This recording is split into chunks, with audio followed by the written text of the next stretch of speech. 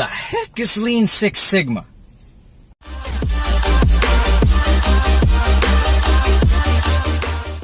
Lean Six Sigma is sort of a misnomer. It's a coined term, but actually it's two entirely different things that complement each other.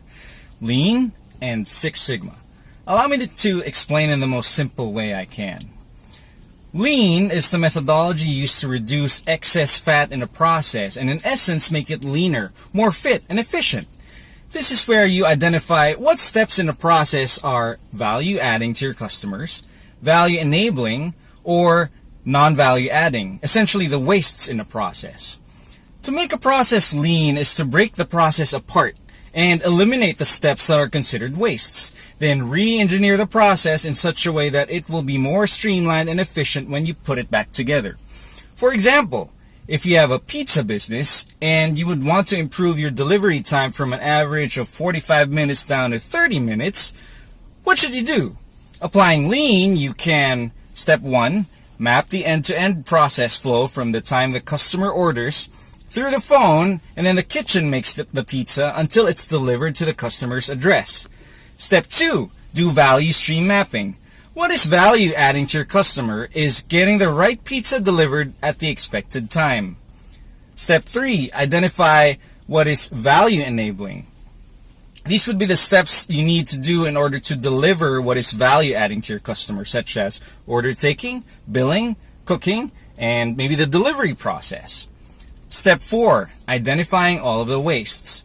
Example can be when the customer is waiting in queue, putting the customer on hold, kitchen delivery staff waiting for work, efficiency of the kitchen layout, the delivery logistics strategy, etc. Step 5 is creating the new process flow. This is where you can pilot it, and then if it works well, you can establish it as a new standard of doing things. What is Six Sigma? On the other hand, Six Sigma is a methodology used to achieve a stable and predictable process by reducing variation and achieving consistency in delivering results with minimal errors. You may ask, how many errors is acceptable? In Six Sigma, you're aiming to achieve 3.4 defects per million opportunities. You may also ask, what's acceptable as a stable and predictable process? In Six Sigma, you're aiming to be within 3 standard deviations above and below the mean or average. Let me give you an example. If your pizza business has reduced the average delivery time from 45 minutes down to 30 minutes, it's time to look at variation. If your average is 30 minutes, it could mean that sometimes you deliver in as fast as 15 minutes and sometimes as slow as 45 minutes. That may not be as good as customers might perceive your delivery service timing to be unstable and unpredictable due to your inconsistency. Applying Six Sigma principles would allow you to reduce that to as close as 30 minutes as you can consistently be. That way, customers would perceive your business to be stable and predictable. They can time their meals and not go hungry because they know you can deliver in 30 minutes. Using Lean and Six Sigma together is, well, as you've seen in the examples, the best time to reduce variation is after all the wastes have been removed and the process has become lean, hence the two methodologies are complementary to each other. Lean Six Sigma uses a framework with 5 phases, and it follows the acronym DMAIC, which stands for D is for define. What is the problem?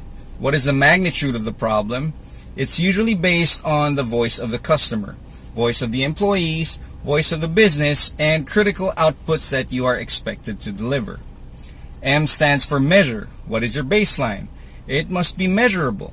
Remember, what you cannot measure, you cannot control. A stands for analyze. This is where you do root cause analysis to pinpoint exactly what is causing your problem. I stands for improve. Here you identify, pilot, and implement the potential solutions to the problem. And C stands for control. This phase is critical to ensuring sustainability of your solutions. In conclusion, obviously there's an entire science behind this, and it's a valuable skill that not everyone has. But for the exclusive few who have invested their time and effort to learn and practice their skill, their market is undeniable. The good thing is, This skill is completely learnable, so if you're up to the challenge, then start taking control of your career. Interested? Visit RobbieAgustin.com/courses for more. Thank you.